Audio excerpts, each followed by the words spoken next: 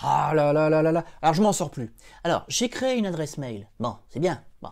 Mais le problème, c'est que j'ai plein de spam. Bon, ce que j'ai fait, j'en ai créé une nouvelle. Ouais, mais au bout de quelques semaines, j'ai plein de spam. Alors après, j'en ai créé une troisième. Ouais, bon, vous avez compris un peu l'idée, quoi. Moi, ce que je te propose, c'est plutôt que de créer des boîtes mail pour fuir le spam, eh ben de changer de stratégie et d'utiliser des boîtes mail jetables. Hein? Intéressé? Eh bien, qu'est-ce que tu attends?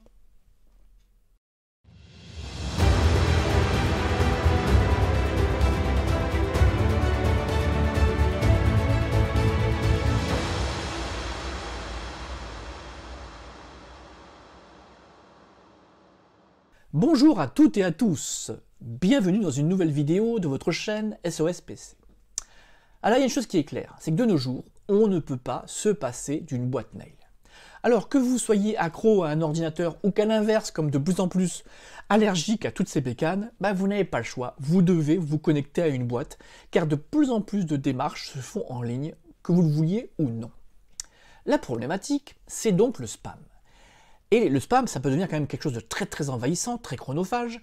J'en veux pour preuve un exemple d'un abonné qui m'a écrit récemment, qui m'a dit « j'en peux plus, j'ai reçu une cinquantaine de mails aujourd'hui, et sur les 50 mails, je me rends compte qu'il y a plus d'une trentaine qui étaient des spams. » Et c'est vrai que, entre le fait que vous passez votre temps à cliquer sur spam, entre le fait qu'au bout d'un moment vous avez peur de cliquer par erreur sur spam, ou de manquer un mail important, le quotidien devient très compliqué.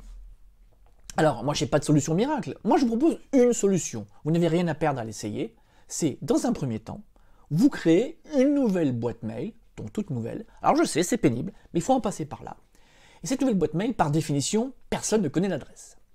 À partir de ce moment-là, vous décidez d'établir une règle très simple. Je ne communique cette adresse ou je n'écris qu'à des sites ou des services ou à des boîtes que je connais bien pour des démarches importantes, je ne sais pas, les impôts, la santé, le professionnel. Et en limitant la diffusion de votre adresse mail, vous limitez le nombre de spams. Alors moi personnellement, pour vous donner un exemple, j'ai créé une boîte mail il y a 3 ans, dont j'ai un usage très particulier, elle est très peu connue, et je suis à 0 spam. Je vous dis bien 0, je sais, ça fait rêver. Mais il n'y a pas de hasard, moins on diffuse son adresse mail, moins on a de problèmes. Alors vous allez me dire, ok, c'est bien beau, j'ai ma petite boîte, mais quand même, je suis obligé, parfois, de communiquer un mail en fonction de certaines démarches. Et moi, je vous dis, il n'y a pas de souci. Adoptez Yopmail. Alors, pourquoi je parle de Yopmail? Parce que c'est l'un des services les plus anciens, je crois que c'est 2004, je crois, si je dis pas de bêtises, c'est un des services les plus anciens français qui existent. J'ai eu l'occasion il y a quelques années de discuter avec Fred, son webmaster, et donc lui, il a une démarche très simple, c'est gratuit, pour peu que vous autorisiez l'affichage de publicité pour l'aider à maintenir le service en ligne. Et pourquoi je vous parle de Yopmail? C'est que Yopmail, donc, c'est un site qui vous permet de vous donner des adresses jetables.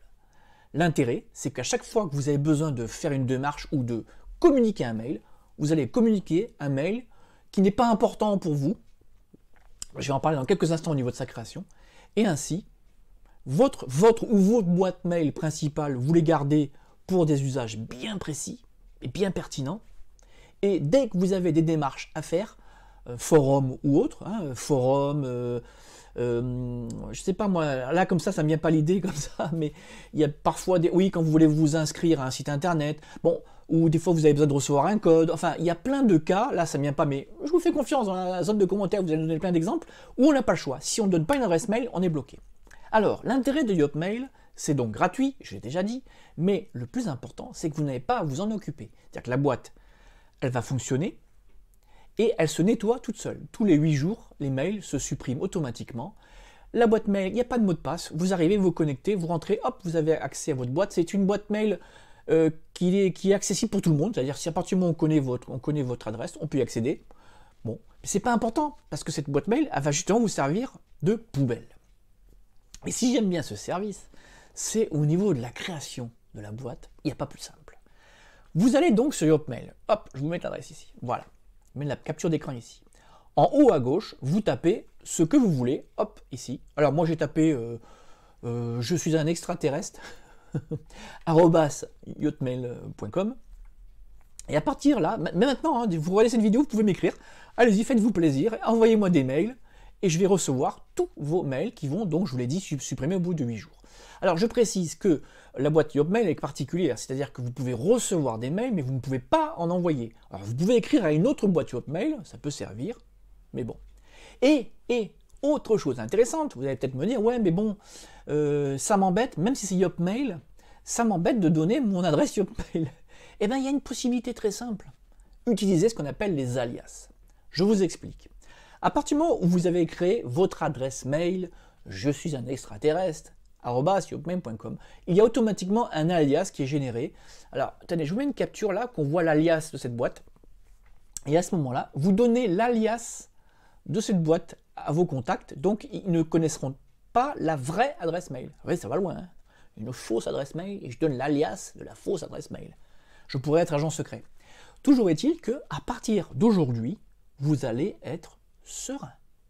Vous allez à tout moment pouvoir aller récupérer des documents, des codes, des choses importantes, sans divulguer votre adresse mail privée ou professionnelle. Et c'est gratuit. Faites-moi plaisir, désactivez les bloqueurs de pub si vous voulez que le service perdure.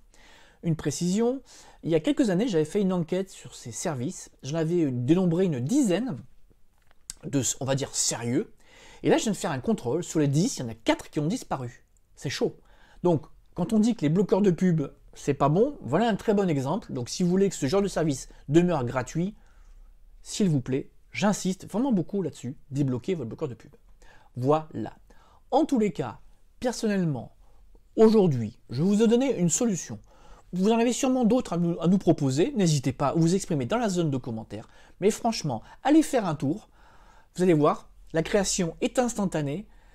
On ne peut pas faire plus simple que ça. Et ça va vous enlever une épine du pied. Et surtout, si vous suivez mon conseil, si vous créez une nouvelle boîte mail et que vous utilisez Yopmail ou un service équivalent, il y en a plein d'autres, venez dans la zone de commentaires nous dire si votre vie numérique s'est améliorée. Je pense qu'on aura de belles surprises. Allez, sur ce, be positive, il y a toujours une solution. Je vous dis à la semaine prochaine.